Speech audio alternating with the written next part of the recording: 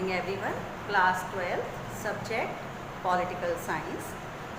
Word Politics chapter number 3 Alternative Centers of Power and the topic is ASEAN.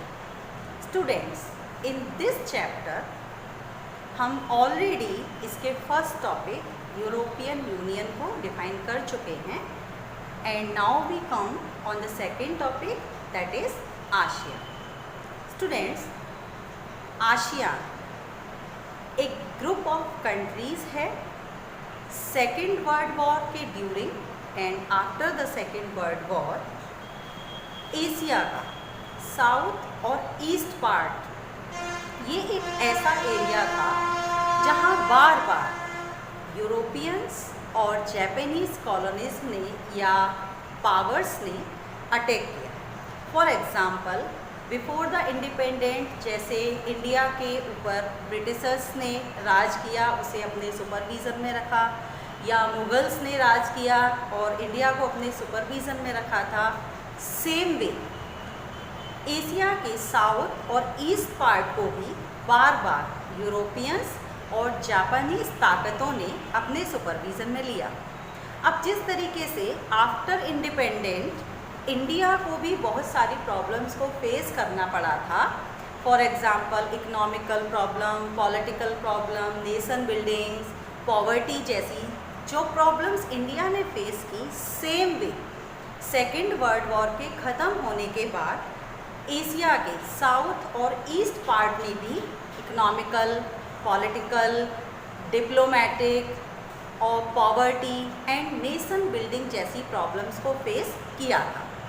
एक main चीज़ जो इस area को face करनी पड़ी थी, that was the main problem और we can say that the important problem of this area, वो थी सेकेंड वर्ल्ड वॉर के बाद. जैसा कि आप सभी जानते हैं, वर्ल्ड दो सुपर पावर्स के बीच में डिवाइड हो गया था.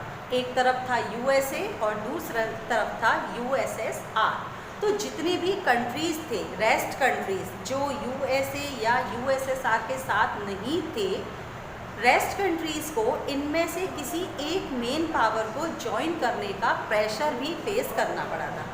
क्योंकि जब भी कोई भी कंट्री या ग्रुप ऑफ कंट्री इनमें से किसी एक पावर को ज्वाइन करता था, तो इन पावर्स की तरफ से उसे ये प्रॉमिस किया जाता था कि हम सेकंड मेन पावर से या सेकंड ग्रुप ऑफ कंट्री से आपको सेव करेंगे.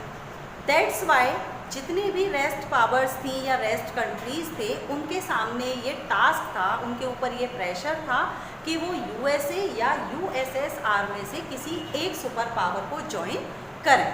तो ये प्रॉब्लम जो थी वो एशिया के साउथ और ईस्ट पार्ट ने भी काफ़ी अच्छे से फेस की थी. इतनी सारी प्रॉब्लम्स को I repeated, economic, political, diplomatic, poverty, unemployment and nation building जैसी मेजर प्रॉब्लम्स को एशिया का ये पार्ट, इट मीन साउथ और ईस्ट पार्ट, बियर करने की कंडीशन में नहीं था. अब जब भी कोई भी कंट्री मेजर प्रॉब्लम्स को बियर करने की कंडीशन में नहीं होता है, तो वो क्या करता है, अपना आप को और कंट्रीज़ के साथ कनेक्ट कर देता है. वी कैन से दैट कुछ ऐसे ही कंट्रीज़ मिलकर अपने आप को एक ग्रुप में कन्वर्ट कर देती है, राइट.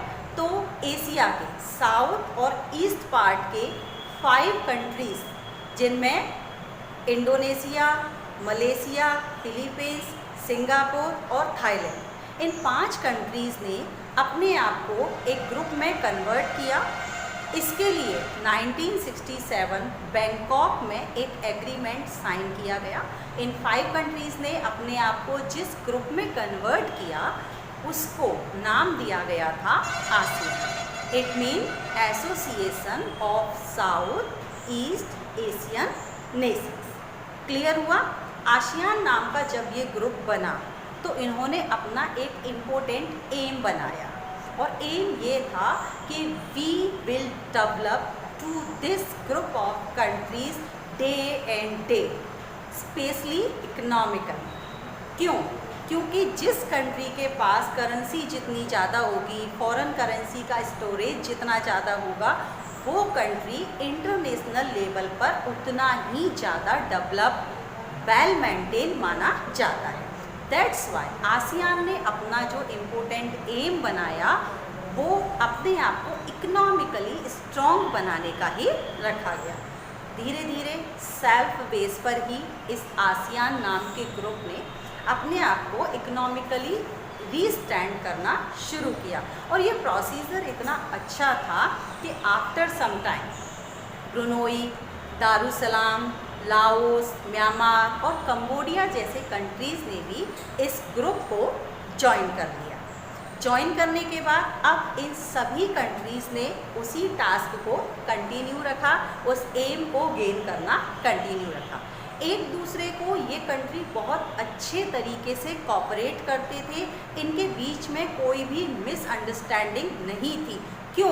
क्योंकि जितने भी डिसीजन इंटरनेशनल लेवल पर लिए जाते थे वो इन कंट्रीज़ के through without any misunderstanding, without any disputes, without any conflict के लिए जाते थे।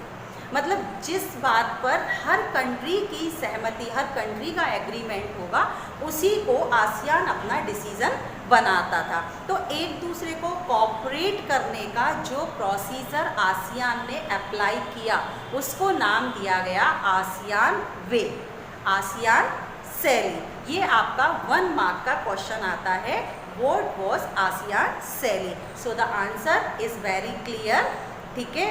Bye which way ASEAN develop to their countries या way of cooperation to each other of the group of ASEAN called ASEAN शैली। इस शैली को भी बहुत ज़्यादा अच्छा माना गया। बाद में बहुत सारे कंट्रीज़ ने इसे अप्लाई करने की कोशिश भी की थी। अब जब भी कोई ग्रुप ज़्यादा से ज़्यादा डेवलप होता है, इकोनॉमिकली स्टैंड होता है, तो वो अपने कुछ बेस ज़रूर बनाता है, ठीक है ना। बिकॉज विदाउट एनी बेस हम किसी भी ग्रुप को डेवलप नहीं कर सकते हैं, ठीक है। तो आसियान ने भी ASEAN security council, ASEAN economical council and ASEAN social and cultural council नाम के 3 पिलर बनाए थे। इन 3 पिलर के बेस पर आसियान ने अपने आप को इकोनॉमिकली मेंटेन करना शुरू किया था। हालांकि 1994 में आसियान अपने आप को दोबारा से इकोनॉमिकली स्टैंड करने के लिए एक आसियान रीजनल ऑर्गेनाइजेशन पहले ही एस्टेब्लिश कर चुका था। लास्ट में अगर हम कहना चाहें तो आसियान ने अपने आप को दोबारा से इकोनॉमिकली स्टैंड करने के लिए 4 पिलर्स को यूज़ किया था, in which I already tell you about the 3 pillar and the 4th pillar was ASEAN regional organisation. In 4 pillar के बेस पर आसियान नाम के इस ग्रुप ने, इट मीन एशिया के साउथ और ईस्ट पार्ट ने अपने आप को विदाउट एनी एक्स्ट्रा सपोर्ट अपने आप को मेंटेन करना शुरू किया। 2003 में ये लमसम वर्ल्ड की ग्रेटेस्ट इकोनॉमिकल पावर बन चुका था। एट प्रेजेंट भी जिस तरीके से अदर ग्रुप ऑफ कंट्रीज़ ने प्रॉब्लम्स को फेस किया है, वैसी कोई भी प्रॉब्लम आसियान के थ्रू फेस नहीं की गई है। That's why we can call that alternative centre of power. अगर हम कंपेयर करते हैं EU और आसियान के बीच में, तो कहीं ना कहीं ये क्लियर हो जाता है कि ASEAN is the growing power, ASEAN is a growing group of countries at the compare of the EU। क्योंकि EU ने कुछ मिस्टेक की थी, जिसकी वजह से लास्ट टाइम पे हमने पढ़ा था कि उसके कुछ कंट्रीज़ ने उसकी करेंसी को अप्लाई करने से या यूरो को अपनी करेंसी मानने से इनकार कर दिया था। उसका रीज़न सिर्फ यही था कि EU इकोनॉमिकल ऑर्गेनाइजेशन के प्लेस पर एक पॉलिटिकल ऑर्गेनाइजेशन बनता चला गया था। वहाँ हर कंट्री अपने आप को सुपर पावर मानने लगा था, और ऐसे इंटरनल डिस्प्यूट्स जिस ऑर्गेनाइजेशन के अंडर में आते हैं, वो ऑर्गेनाइजेशन या वो ग्रुप ऑफ कंट्रीज़ कभी भी मेंटेन या डेवलप या रीस्टैंड नहीं हो पाया है। तो जो गलतियाँ फर्स्ट टॉपिक में EU ने, इट मीन यूरोपियन यूनियन ने की थी, उन मिस्टेक्स को आसियान ने अप्लाई नहीं किया। तो अगर हम कंपेयर करें कि which is the best alternative centre of power between ASEAN and EU, तो जाहिर सी बात है कि हम आसियान को ही मार्क्स ज़्यादा